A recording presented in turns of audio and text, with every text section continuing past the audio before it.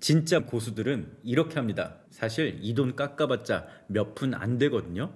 푼돈입니다. 이 푼돈 여기에 목숨 걸지 마시고요. 차라리 더 줘보세요. 더 준다고요. 내 주머니에서 돈을 빼서 더 준다고요. 이 차이를 아시겠어요? 이게 당장 손해라고 생각하는 분들이라면 부자 될 자격, 돈 벌 자격이 없는 겁니다. 이제 생각의 틀을 확 바꾸셔야 돼요. 10만 원 더 주면 1000만 원으로 돌려받습니다. 단 아주 쉬운 조건 하나만 만족시킨다면 말이죠. 자, 오늘 아주 디테일하게 설명해 드릴 건데요. 사실 단순히 수수료 몇 푼만 얘기하는 게 아닙니다. 여러분의 삶을 더 풍요롭게 만드는 전략, 부자로 만들어주는 찐 노하우, 바로 협상에 대해서 말씀드린 겁니다. 자, 찐 고수들의 비법, 여러분의 생각을 확 바꿔줄 오늘 영상 바로 시작하겠습니다. 중개보수 100이면 90명은 깎으려고 합니다. 그런데 더 주려는 사람들도 있습니다. 여기서 중개보수 더 주는 것, 이것도 전략입니다. 단 특정한 미션을 달성했을 때 말이죠. 보통 부동산 불경기에 공인중개사한테는 이런 문자가 많이 옵니다. 잘 팔아달라, 빨리 팔아달라, 중개보수 더 주겠다. 이게 상당히 효과가 좋은데요. 공인중개사한테는 여러 매물들이 있습니다. 이 중 주력으로 미는 더 강조하는 매물도 분명히 있습니다. 그때 잘 팔릴 만한 것, 자신만 혼자 갖고 있는 것이 대표적인데요. 이 얘기는 곧 돈을 벌어다 줄 수 있는 매물이란 뜻이죠. 그래서 같은 시기에 같은 동네에 여러 부동산에서 같은 집을 추천하는 경우가 꽤 있습니다. 이건 그 집이 지금 팔릴만 하기 때문이죠. 자, 여러분은 중개사 입장에서 생각해 보셔야 돼요. 거듭 말씀드리지만 저는 지금 중개 수수료를 디테일하게 말씀드리고 있지만 꼭 여기에만 국한되어 있지는 않습니다.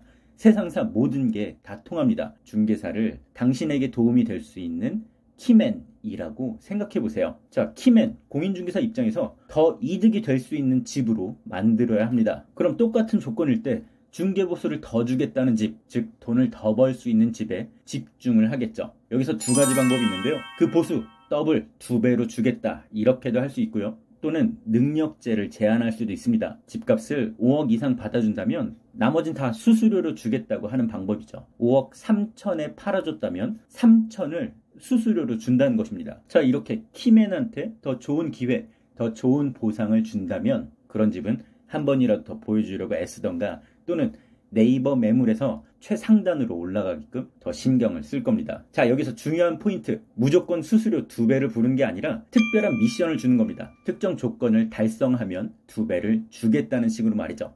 예를 들어 전세 임차인으로 신혼부부를 구해달라고 하던가, 계약기간 2년이 아닌 1년 6개월만 살 사람을 구해달라고 할 때가 있겠죠. 아니면 자신의 집에 약점이 있을 때, 등기부상 대출 많은 집이 될 수도 있고요. 또는 시스템 에어컨이 없는 집이 될 수도 있습니다. 이렇게 특정 조건을 맞춰주면 수수료를 더 주겠다는 제한, 기한도 있습니다. 기한은 상당히 심플한데요. 언제까지 팔아주면, 언제까지 맞춰주면 데드라인을 정해주는 겁니다. 이달 말까지 세입자를 맞춰주면, 다음 달 10일까지 팔아주면, 이런 식이죠. 주로 세금 문제 아니면 이사 계획이 잡혔을 때 매우 유용한 수단이 될 겁니다. 단 이 모든 경우에 절대 조건은 지금 나갈 가격이어야 한다는 것, 가격이 깡패이기 때문입니다. 어느 정도 거래가 될 가격이라야 중개사도 거래를 성사시킬 수가 있는 거죠. 남들 다 5억 부르는데 혼자 6억 부르고 수수료 더블 외쳐봐야 아무 소용 없을 겁니다. 이런 집은 공인중개사의 장부 구석에 먼지 쌓인 매물이 될 게 뻔합니다. 가격이 깡패. 지금까지 팔 때를 말씀드렸는데요. 중개보수 더 줄게는 살 때도 요긴하게 써먹을 수 있습니다. 이 역시 조건과 기한, 금액이 있습니다. 어떤 조건을 달성해주면 2배, 또는 이달 안에 급하게 이사갈 집을 구해주면 2배. 단 기한은 네이버부터 꼭 살펴보셔야 돼요. 잘 찾아보면 빈집 또는 기간이 맞는 집이 상당히 많습니다. 네이버에 이렇게 표시가 돼요. 공실, 빈집, 이사 자유, 날짜 맞출 수 있음. 이렇게 기한이 맞는 집은 꽤 있으니까요. 먼저 검색해보고 수수료 2배를 외치시길 바랍니다. 이것보다 더 중요한 것, 금액 관련한 내용인데요. 저는 이렇게 딜합니다. 집값을 깎을 때 수수료 2배를 부르는데요. 예를 들어 이런 식이죠. 지금 5억 3천에 나온 집 5억까지 해주시면 수수료 2배를 드리겠다고 말이죠. 이게 중개사 입장에서 상당히 매력적인 제안일 수밖에 없습니다. 한 번에 돈을 더 많이 벌 수 있는 기회니까요. 어떻게든 깎아보려고 정말 애를 쓸 겁니다. 제가 계속 공인중개사를 키맨이라고 말씀드렸는데요. 키맨한테 동기를 부여해주세요. 자신도 실리적인 이익을 가져갈 수 있습니다.